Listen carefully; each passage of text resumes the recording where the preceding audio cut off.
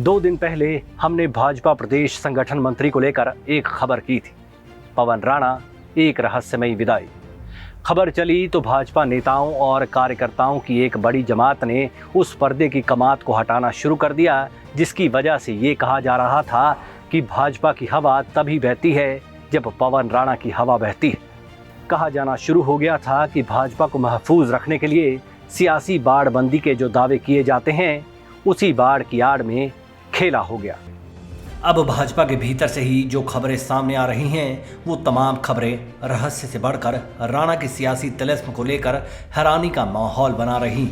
भाजपाई बात ही राणा के गृह विधानसभा क्षेत्र ज्वालामुखी से शुरू कर रहे हैं। साफ आरोप दागा जा रहा है कि ज्वालामुखी में ही भाजपा इतनी ठंडी हो चुकी थी कि रविंदर सिंह रवि और रमेश चंद धवाड़ा के विधानसभा क्षेत्र बदलने के बावजूद दोनों का भविष्य नहीं बदल पाया। रवि दूसरे नंबर पर आकर पवन राणा के घर में हार गए तो धवाड़ा देहरा में जाकर तीसरे नंबर पर बोरिया बिस्तरा पैक करवा बैठे। अब आरोप लग रहे हैं कि कायदे और राणा की रही सियासी हालात तो ठसक वाले होने चाहिए थे, लेकिन भाजपा को सिवाय कसक के कुछ नहीं मिला।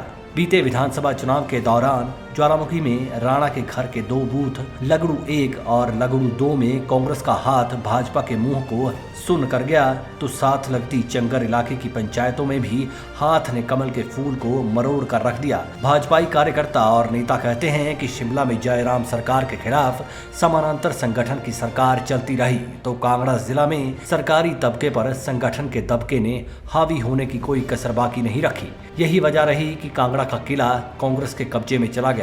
धवाड़ा को 5 साल तक सरकार में उनके कद के मुताबिक कुछ बनने का मौका नहीं दिया गया और धवाड़ा के खिलाफ ज्वालामुखी में जो बनाए गए, उनकी वजह से भाजपा का कुछ नहीं बन पाया। इसी तरह अभी आरोप भी लग रहे हैं कि 5 साल तक कथित ढांचा निर्माण के नाम पर कार्यकर्ताओं से बैठकों के नाम पर ऐसी दौड़ें लगवाई गई कि जब चुनाव का वक्त आया तो ये हाँफ कर पस्त हो गए थे।